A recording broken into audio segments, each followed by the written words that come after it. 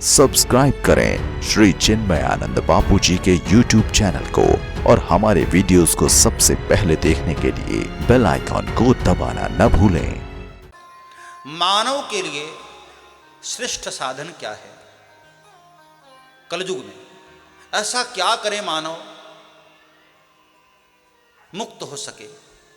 बताया गोविंद के चरणों की भक्ति। सवै पुंसाम परो धर्मो यतो भक्ति रथोक्षजे अहैतुक्य प्रतिहता ययात्मा संप्रसीदति। गोविंद के चरणों की भक्ति, और उसमें भी अहैतुकी भक्ति, हेतु वाली नहीं, लोभ वाली भक्ति नहीं, मांगने वाली भक्ति नहीं, अहैतुकी भक्ति। हम भक्ति करते हैं ज्यादातर मांगने वाली, माला जपते रहते हैं और मांग की लिस्ट भी चलती रहती है।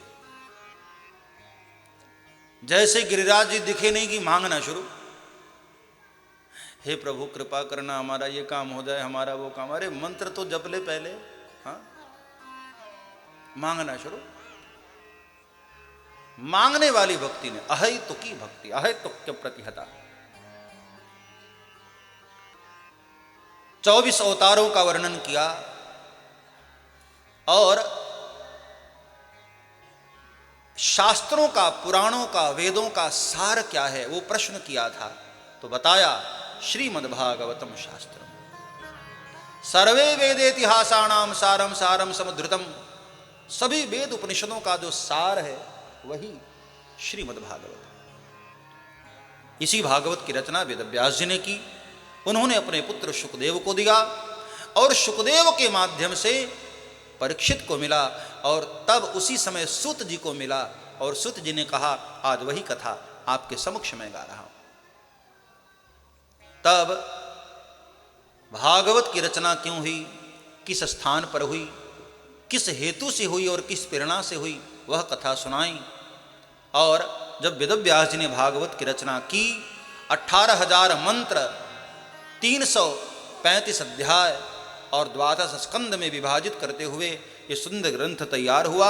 इसका नाम रखा श्रीमद्भागवत महापुराण। बोलिए श्रीमद्भागवत महापुराण की जय। सबसे पहले अपने पुत्र शुकदेव को दिया और शुकदेव को नशा लगा। देखो, भागवत कथा नशा है, ये मैं नहीं कह रहा हूं, भागवत जी इसका प्रमाण दे रही हैं। पपुर ज्ञानमयम सौम्या यन्मुखम बुरुहासवम। ये आसव है, ये मदिरा है जिसको पीने के बाद नशा चढ़े, रहा न जाए। आपको भी पता है, एक बार जो भागवत रस को पी लिए ना, फिर रहा नहीं जाता है। फिर तो जितनी बार जहां बुलाओ वहां भागने को तैयार रहते। बस एक बार ये नशा लगना चाहिए बस। हाँ, शुरू शुरू में अच्छी नहीं लगती है, लेकिन एक बार फिट बैठ गई फिर तो रहा नहीं जाता। तुझे मैं देने से पहले बता दूं, बड़ी तल्ख होती है पीने से पहले, कड़वी होती है, अच्छी नहीं लगती। जो दूर खड़े रहते हैं उनको अच्छी नहीं लगती। तुझे मैं देने से पहले बता दूं, बड़ी तल्ख होती है पीने से पहले। मेरे माशूक की अदा है निराली, वो गिराता बहुत है उठाने से पहले। गिराता बहुत है उठाने से पहले। बड़ी तल्ख होती है पीने से पहले।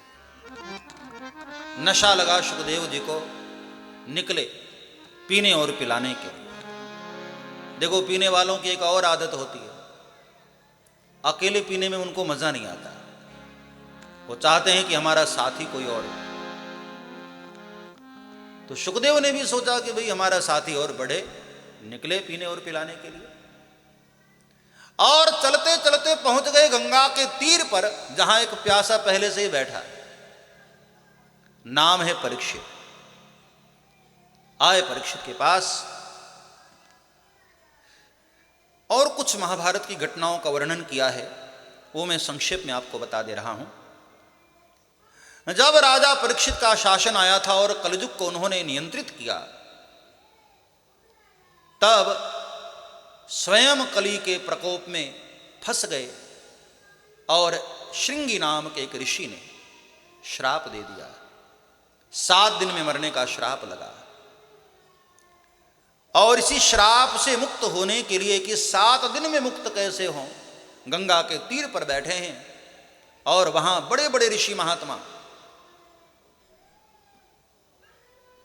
पर्वत, धौम्य, नारद, वशिष्ठ, चवन, शरद्वान, अरिष्ट, नेमि, ऐसे बड़े बड़े विश्वामित्र, कण्व, अपसित, भृगु, अंगिरा, वशिष्ठ, सब वहां विराजमान।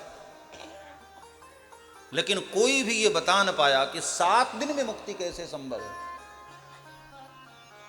तो उसी समय कहते हैं, तम वयष्ट वर्षम सुकुमार पाद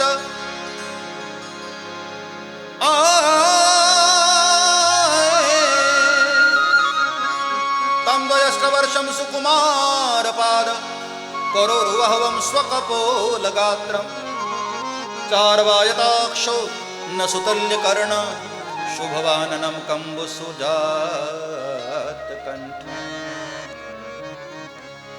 मात्र 16 वर्ष की आयु, तम द्विअष्ट वर्षम, डायरेक्ट 16 नहीं, 2 बार 8 वर्ष कहा, क्योंकि 16 वर्ष के आयु के साथ ही व्यक्ति के भीतर विकार शुरू हो जाते हैं ना। और हमारे सुखदेव विकार रहित हैं। मात्र 16 वर्ष की अवस्था वाले आजान बाहु विशाल भाल भागवत के मंत्रों का गान करते हुए जिस वक्त राजा परीक्षित के दरबार में आए, वेद व्यास ने देखते ही कह दिया, राजन वो देख, तेरी मुक्ति आ गई है राजन, अब तुझे मुक्त होने से कोई नहीं रोक सकता। ये मेरा पुत्र नहीं, तेरा मोक्ष आया। और फिर तो राजा परीक्षित ने बड़े भाव से वंदन किया। अहो वद्य वयम ब्रह्मन् सत्सिव्या क्षत्रबंधव कृपया तिथि रूपेण भवद विस्तृतका कृताः येषां संस्मरणात् पुंसां सद्यः शुद्ध्यन्ति वै गृहा किं पुनर्दर्शन स्पर्श पाद शौचासनादिवि। हे भगवान, आप जैसे संतों का तो केवल नाम स्मरण कर ले व्यक्ति मुक्त हो जाता है, दर्शन हो जाए उसका तो क्या वर्णन करूं। बताइए प्रभु, जो मरणासन्न है, 7 दिन में जिसको मरने का श्राप लगा है, उसकी मुक्ति का उपाय क्या है। आहा, ये प्रश्न सुनते ही शुकदेव के दिल को छू लिया मानो। प्रश्न सुनते ही शुकदेव मंगलाचरण भी करना भूल गए। डायरेक्ट कथा शुरू। वरीयाने शते प्रश्न कृतो लोकहितं नृप वरीयाने शते प्रश्न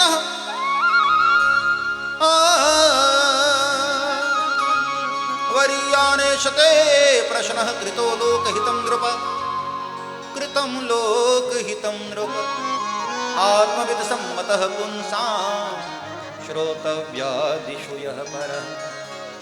बड़े खुश हुए शुकदेव, तुरंत कथा शुरू। मैंने कहा ना, पारमार्थिक प्रश्न करोगे तो संत जन बड़े खुश होते हैं। संतों से प्रश्न ऐसे करो तुम्हारा भी कल्याण हो, बोलने वाला का भी कल्याण हो, और तुम दोनों की बातें कोई सुने ना तो उसका भी कल्याण हो। वक्तारम पृच्छकम श्रोत्रींस तत्पाद सलिलम यथा, तीनों का कल्याण हो। जैसे गंगा का कोई दर्शन करे, गंगा जल पान करे या गंगा में डुबकी लगाए, तीनों तरह से गंगा कल्याण करती है। तो प्रश्न ऐसा करो तुम्हारा भी कल्याण, उत्तर देने वाले का भी कल्याण, और जो सुन रहे हैं उनका भी कल्याण। सब्सक्राइब करें श्री चिन्मयानंद बापू जी के YouTube चैनल को और हमारे वीडियोस को सबसे पहले देखने के लिए बेल आइकॉन को दबाना न भूलें।